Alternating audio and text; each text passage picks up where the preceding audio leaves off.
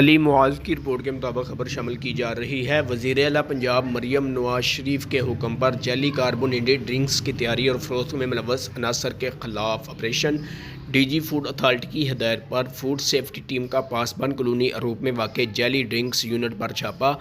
1986 letter تیار beverages, 260 letter ممنوع اشیاء تلف، مقدمہ درج۔ فلنگ مشین، سلنڈر، خالی بوتلیں، لیبل، ڈھکن، ٹیوب، موٹریں، دیگر تمام سامان تحویل میں لے لیا گیا۔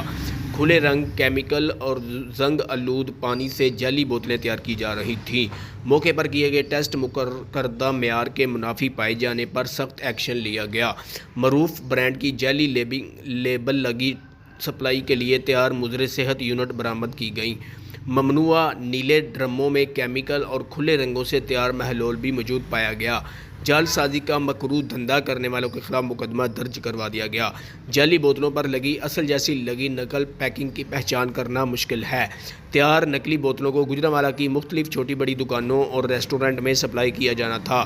کاربونیٹڈ ڈرنکس کا استعمال ہڈیوں کی کمزوری اور شوگر جیسی دیگر مرضوں میں مبتلا کر سکتا ہے۔ وزیر خوراک پنجاب کی ہدایت پر جعلی بوتلوں کا گھناؤنا دھندا کرنے والوں کے خلاف کاروبار جڑ سے اکھاڑ دیا جائے گا۔ ملاوٹ اور جعل ساز مافیا کے خلاف نان سٹاپ آپریشن جاری ہے۔